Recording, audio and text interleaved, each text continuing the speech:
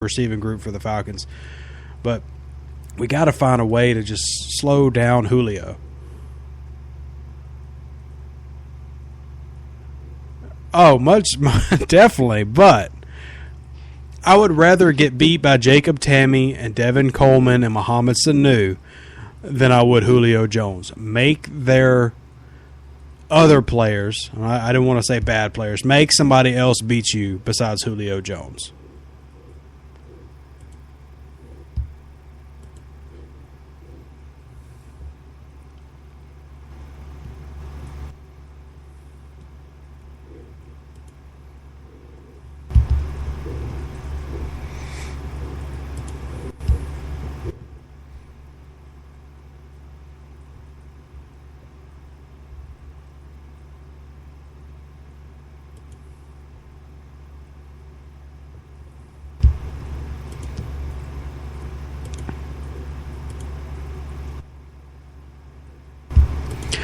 Just to put it in perspective, how bad that offense really is to me without Julio Jones, let's look at their run game. They've run 51 times, and I will say I am jealous of that number as a Saints fan. We've only run 35 in 2 games, but their average per carry is 3.7 yards. And out of that 51 carries, they only have 10 first downs rushing, compared to the Saints, who in 16 less carries have 8 first downs rushing. And as a team that we're not running the ball near as much. So their run game, especially for a defensive line for the Saints, that is showing it is stout versus the run. Versus a Craig Robertson-led linebacking group that shows it is stout versus the run. Only thing left is Julio Jones and maybe Sanu and Tamme. I mean, this should be a game where our defense should, thrive again, especially if they're confident from how well they performed against New York.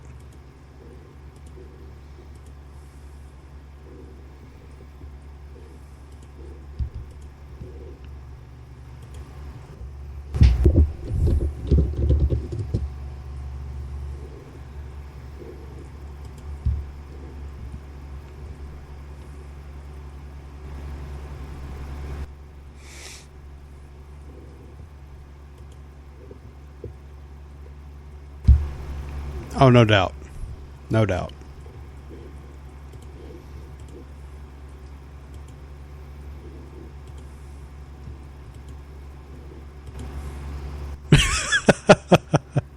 Yep.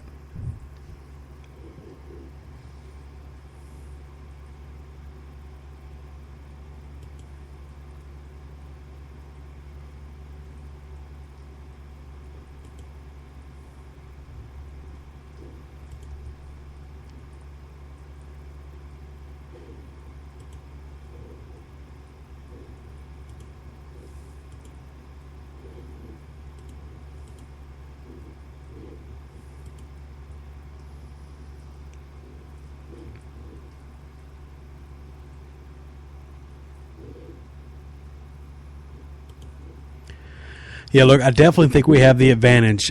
You mentioned recently that the dome field advantage thing that the Saints have had has really not been existent for about 2 years. But when it comes to Atlanta, playing Atlanta, we still have a mighty advantage. When it comes to playing on Monday Night Football, we still have a pretty strong advantage in the dome. Drew Brees is usually phenomenal in primetime games, no matter if we're 1-15 that year, which we never have been under Drew. We are phenomenal in prime time usually. So I'm very confident when it comes to this Atlanta game. This is one of those games that every year, no matter how our team looks, who we're playing, the division strength, I circle this game. This is a win for New Orleans. Now, they could make me eat my words this time and it changes, but I doubt it. I mean, this is just one of those ones you walk in confident. The Saints on Steve Gleason night, the emotions that are going to be in that stadium, the air that's going to be about it, the noise level that's going to be reached, this is going to be a Saints win. The defense has got to feed off that and just continue their phenomenal performance that they had when they played the Giants.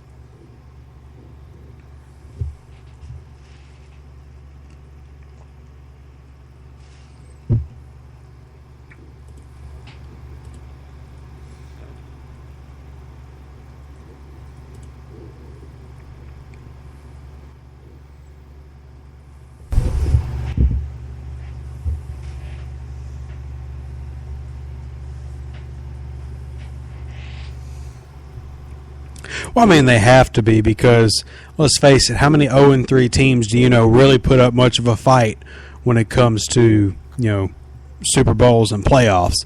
So regardless, the Saints have to start viewing this as a must-win game this early in the season. I know people hate to say that or listen to that or they brush it off. But when you're the Saints, you start off 0-2, one of your losses to a potential wild card team, going against a division rival, and then having to have an early bye week, they kind of do. I mean, it kind of is a must-win.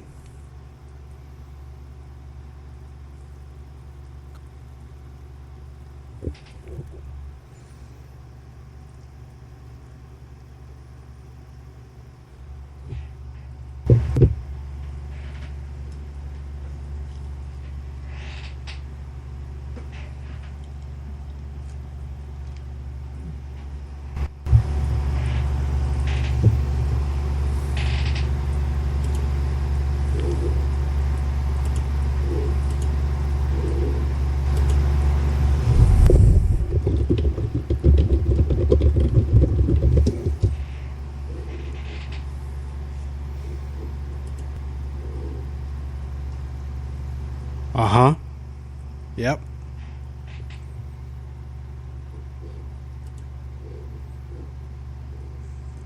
Think he dropped in while he's driving. Yeah, losing Danny Woodhead is huge. I kind of see this going. Oh, you came back? Yeah, you dropped out for about 45 seconds there. It's fine.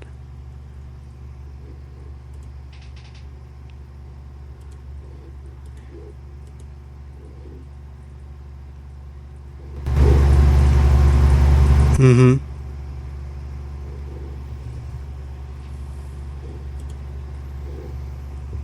Yeah.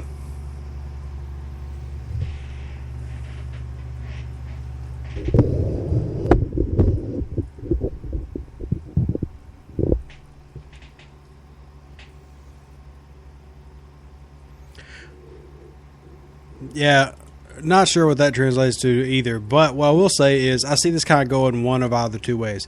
I feel that if we beat Atlanta, we reach the bye at 2-2. I really feel like we'll get there. If we lose to Atlanta, I don't know if we'll beat San Diego, because one thing that almost all young teams share is they struggle with momentum and morale. Young players just get, downtrodden more than vets. They just do. I mean, I'm still a young guy, and I'm just now learning at 26, going on 27, to not let things affect me as quickly as they used to. And a lot of these players are younger than I am now, and man, that make me feel old. But I think this team, if they can ride that emotional wave, because the two losses that they've had really aren't bad losses. We've lost by a combined 4 points, I'm sorry. That's not bad. I mean, those are close games that you fought hard for and came up just short. I mean, those are the type of games that are literally 2 plays away from you being winners. So that defense, man, if they can just repeat against Atlanta, if the offense can just click again like they always seem to do in prime time, the momentum that they can take into San Diego, with San Diego having the troubles and woes that they're currently having, I can see us being 2-2 going into the bye. And once week 6 rolls around with Carolina and week 7 and everything, we should start getting healthy players back on the field, and maybe we can start seeing how this team's going to develop going into midseason and late season. And maybe the thought of playoffs really aren't that far out of mind.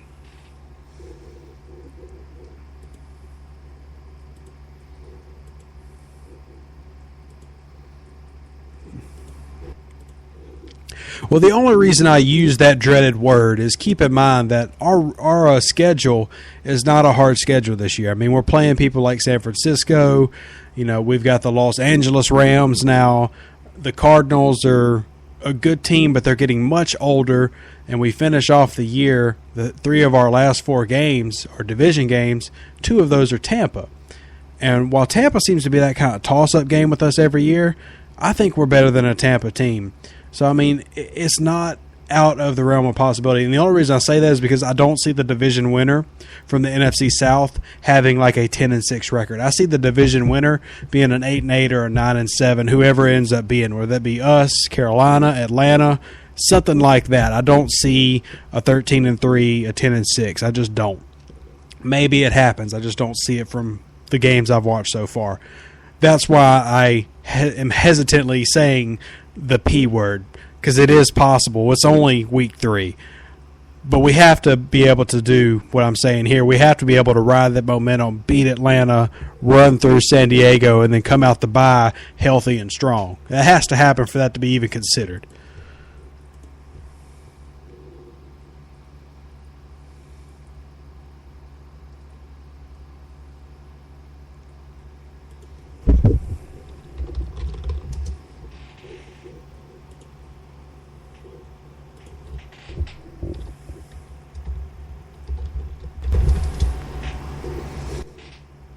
Mm-hmm. Yeah. Especially at home.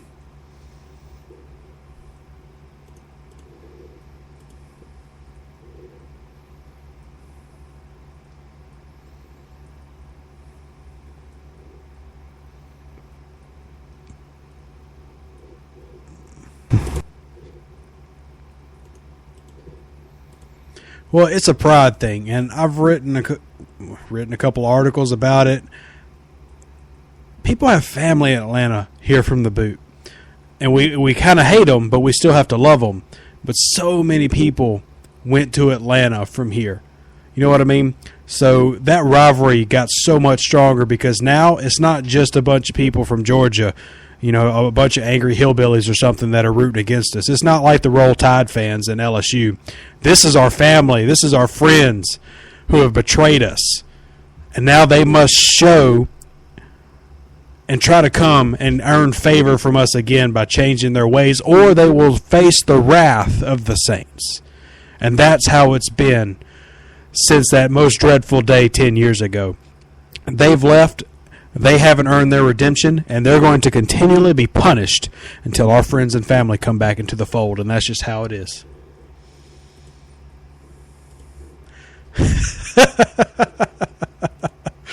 Oh, man. Sorry, I told you, I just can't for Atlanta. I can't cut it. No, that's just one of the ones. You can do anything. You can be a drunk, crazy Saints fan on my timeline. You can be ignorant. You can badmouth people, but you won't be a Falcons fan.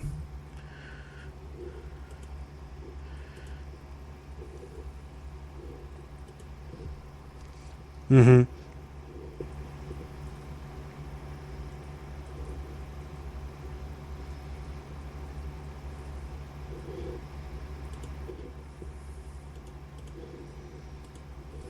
Mm-hmm.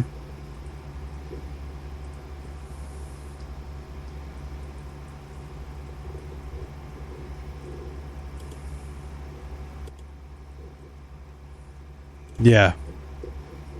Yeah.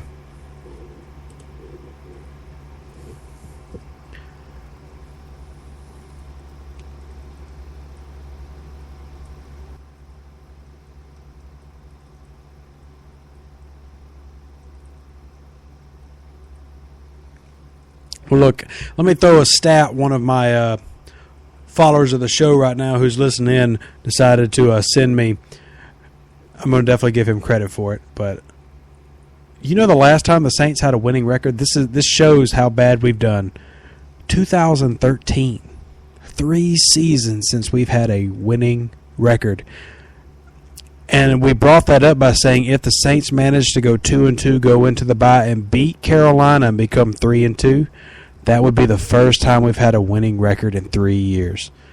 Man, how far we've fallen.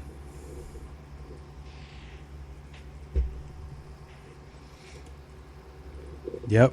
I went and verified it myself. He brought it up, and, I'm not sure. I'll check. Now, we've hit 500 a couple times in that span, but we've not had a winning record in almost 3 seasons.